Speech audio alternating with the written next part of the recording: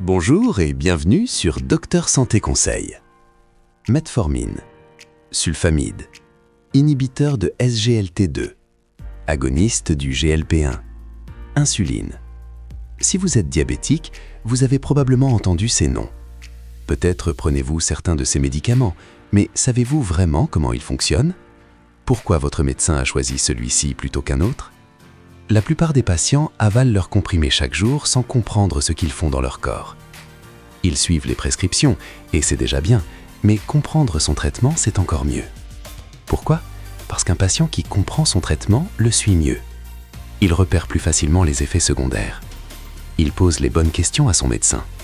Il devient acteur de sa santé, pas simple spectateur. Dans cette vidéo, je vais vous expliquer les différentes classes de médicaments utilisés dans le diabète de type 2 en langage simple, sans jargon inutile. Vous allez comprendre comment chaque médicament agit, quels sont ses avantages et ses inconvénients, et pourquoi il pourrait être adapté à votre situation. Cette connaissance vous appartient? Prenons le temps de l'explorer ensemble. Avant de parler des médicaments, rappelons pourquoi ils sont parfois nécessaires. Le diabète de type 2 repose sur deux problèmes principaux. Premier problème, la résistance à l'insuline. Vos cellules répondent mal à l'insuline. Le glucose a du mal à entrer. Il reste dans le sang. Deuxième problème, l'insuffisance de sécrétion d'insuline. Au fil du temps, le pancréas s'épuise. Il produit de moins en moins d'insuline. Le traitement du diabète commence toujours par les mesures hygiéno-diététiques. Alimentation équilibrée, activité physique régulière, perte de poids si nécessaire. Ces mesures sont fondamentales et restent importantes tout au long de la maladie. Mais parfois, elles ne suffisent pas. La glycémie reste trop élevée malgré les efforts. C'est là que les médicaments entrent en jeu. Les médicaments ne remplacent pas le mode de vie sain. Ils le complètent. Ils agissent sur différents mécanismes pour aider votre corps à mieux gérer le glucose. Certains réduisent la résistance à l'insuline, d'autres stimulent la production d'insuline par le pancréas.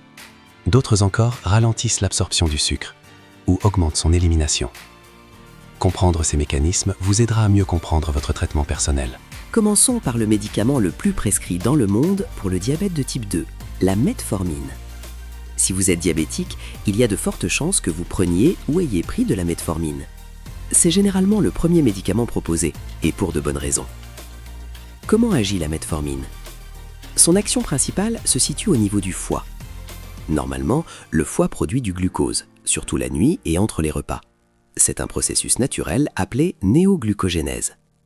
Chez les diabétiques, ce processus est excessif. Le foie produit trop de sucre. La metformine freine cette production.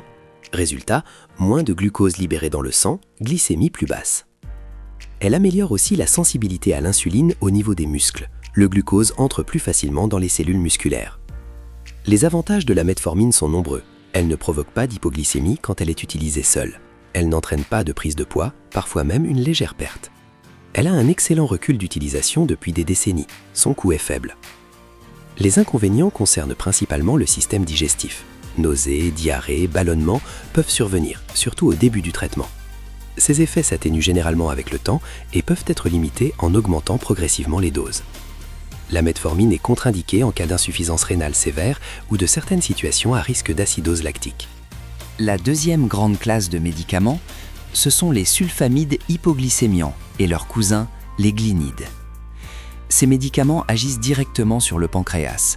Ils stimulent les cellules bêta pour qu'elles produisent plus d'insuline. Imaginez un interrupteur sur les cellules du pancréas. Les sulfamides appuient sur cet interrupteur pour libérer l'insuline stockée. Cette action est efficace pour faire baisser la glycémie. Les sulfamides sont utilisés depuis longtemps et ont fait leurs preuves. Cependant, ils présentent des inconvénients importants. Premier inconvénient, le risque d'hypoglycémie. Puisqu'ils stimulent la production d'insuline indépendamment du taux de sucre dans le sang, ils peuvent faire chuter la glycémie trop bas. Ce risque est particulièrement présent si vous sautez un repas, si vous faites plus d'exercice que d'habitude ou si vous consommez de l'alcool. Deuxième inconvénient, la prise de poids. L'insuline favorise le stockage des graisses. Plus d'insuline signifie souvent quelques kilos supplémentaires. Troisième inconvénient, l'épuisement pancréatique. À force de stimuler le pancréas, certains craignent qu'il s'épuise plus vite. Ce point est débattu scientifiquement. Les glinides fonctionnent de façon similaire, mais avec une action plus courte. Ils sont pris juste avant les repas et agissent rapidement. Leur effet s'estompe aussi plus vite, ce qui peut réduire le risque d'hypoglycémie entre les repas. Passons maintenant à une classe de médicaments plus récente, les inhibiteurs de SGLT2. Leur nom se termine généralement par glyphlosine, dapagliflozine, empagliflozine, canagliflozine. Ces médicaments ont une approche originale. Au lieu d'agir sur l'insuline ou le pancréas, ils agissent sur les reins. Normalement, vos reins filtrent le sang et récupèrent le glucose pour le renvoyer dans la circulation. Une protéine appelée SGLT2 assure ce travail de récupération. Les inhibiteurs de SGLT2 bloquent cette protéine. Résultat, une partie du glucose n'est pas récupérée. Elle est éliminée dans les urines. Vous urinez littéralement votre excès de sucre. Cette approche présente plusieurs avantages remarquables. D'abord, elle fait perdre du poids. Le glucose éliminé représente des calories perdues. La plupart des patients perdent quelques kilos. Ensuite, elle fait baisser la tension artérielle. L'élimination du glucose s'accompagne d'une élimination d'eau et de sel. Surtout, ces médicaments ont montré des bénéfices cardiovasculaires et rénaux impressionnants. Ils réduisent le risque d'insuffisance cardiaque et protègent les reins.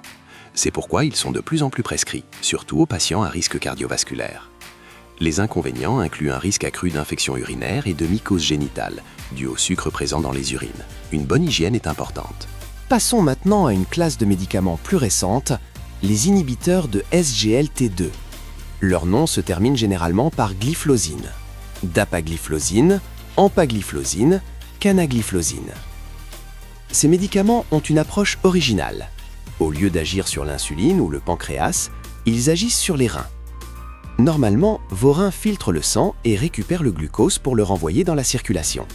Une protéine appelée SGLT2 assure ce travail de récupération. Les inhibiteurs de SGLT2 bloquent cette protéine. Résultat, une partie du glucose n'est pas récupérée. Elle est éliminée dans les urines. Vous urinez littéralement votre excès de sucre. Cette approche présente plusieurs avantages remarquables. D'abord, elle fait perdre du poids. Le glucose éliminé représente des calories perdues. La plupart des patients perdent quelques kilos. Ensuite, elle fait baisser la tension artérielle. L'élimination du glucose s'accompagne d'une élimination d'eau et de sel. Surtout, ces médicaments ont montré des bénéfices cardiovasculaires et rénaux impressionnants. Ils réduisent le risque d'insuffisance cardiaque et protègent les reins. C'est pourquoi ils sont de plus en plus prescrits, surtout aux patients à risque cardiovasculaire. Les inconvénients incluent un risque accru d'infections urinaires et de mycose génitale, dû au sucre présent dans les urines. Une bonne hygiène est importante. Les agonistes du récepteur du GLP1 constituent une autre classe innovante. Leur nom se termine souvent par glutide, liraglutide, sémaglutide, dulaglutide. Le GLP1 est une hormone naturelle produite par votre intestin après les repas. Elle a plusieurs effets bénéfiques. Elle stimule la production d'insuline, mais uniquement quand la glycémie est élevée. Cette action glucose-dépendante limite le risque d'hypoglycémie. Elle ralentit la vidange de l'estomac, les aliments restent plus longtemps dans l'estomac, ce qui réduit les pics de glycémie après les repas et augmente la sensation de satiété. Elle agit sur le cerveau pour réduire l'appétit. Elle diminue la production de glucagon, une hormone qui fait monter la glycémie. Les agonistes du GLP1 imitent ou prolongent l'action de cette hormone naturelle. Les résultats sont impressionnants. Ces médicaments font perdre du poids, parfois de façon significative, ils améliorent le contrôle glycémique et comme les inhibiteurs de SGLT2, ils ont montré des bénéfices cardiovasculaires. La plupart se prennent sous forme d'injection, une fois par jour ou une fois par semaine selon les molécules. Ce mode d'administration peut freiner certains patients, mais les stylos modernes sont simples d'utilisation et quasi indolores.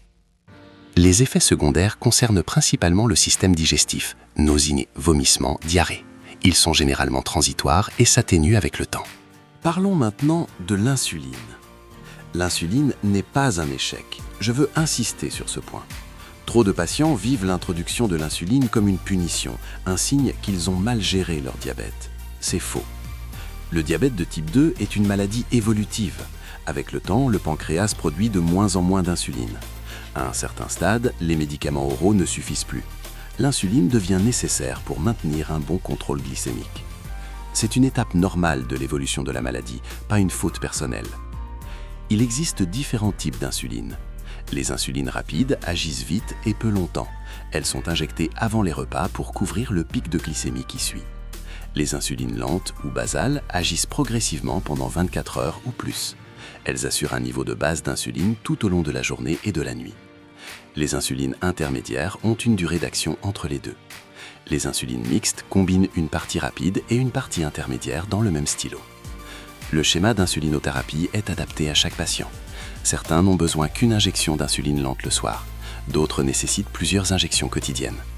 Les techniques d'injection modernes sont simples, les aiguilles sont très fines, l'injection est généralement indolore. Avec un peu de pratique, cela devient une routine. L'insuline reste le traitement le plus efficace pour baisser la glycémie. Elle peut être utilisée seule ou en combinaison avec d'autres médicaments. Un médicament ne fonctionne que si vous le prenez correctement. Cela semble évident, mais l'observance thérapeutique est un défi majeur dans les maladies chroniques. Voici quelques conseils pour optimiser votre traitement. Respectez les horaires de prise.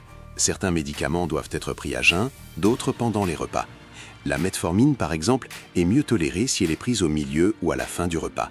Les sulfamides se prennent avant les repas. Lisez attentivement les instructions ou demandez à votre pharmacien. Utilisez un pilulier. Préparer vos médicaments pour la semaine vous aide à ne pas oublier de prise et à vérifier que vous avez bien pris votre traitement du jour. Ne modifiez jamais votre traitement sans avis médical. Si vous pensez que votre traitement ne vous convient pas, parlez-en à votre médecin. Ne doublez pas les doses si vous avez oublié une prise. Ne arrêtez pas brutalement un médicament. Signalez tous les effets secondaires, même ceux qui vous semblent mineurs. Votre médecin peut ajuster le traitement ou proposer des alternatives. Informez tous vos soignants de votre traitement, médecins généralistes, spécialistes, pharmaciens, infirmiers. Les interactions médicamenteuses existent. Certains médicaments peuvent perturber votre glycémie ou interagir avec vos antidiabétiques.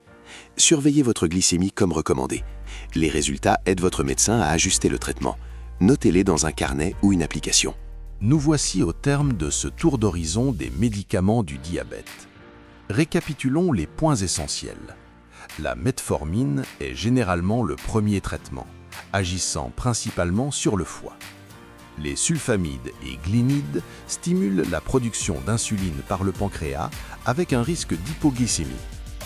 Les inhibiteurs de SGLT2 éliminent le glucose par les urines et protègent le cœur et les reins. Les agonistes du GLP-1 imitent une hormone intestinale, favorisent la perte de poids et protègent le système cardiovasculaire. Les inhibiteurs de DPP-4 offrent une bonne tolérance avec un effet modéré. L'insuline reste le traitement le plus puissant et n'est pas un échec. Chaque traitement a ses avantages et ses inconvénients. Le choix est personnalisé selon votre situation. L'essentiel est de comprendre votre traitement, de le prendre correctement et de communiquer avec votre médecin. Sur Docteur Santé Conseil, nous croyons que la connaissance vous rend plus fort face à la maladie. Cette vidéo vous a donné les bases pour comprendre les médicaments du diabète. Partagez-la avec quelqu'un qui pourrait en bénéficier. Abonnez-vous à la chaîne pour continuer à apprendre. Prenez soin de vous et à très bientôt.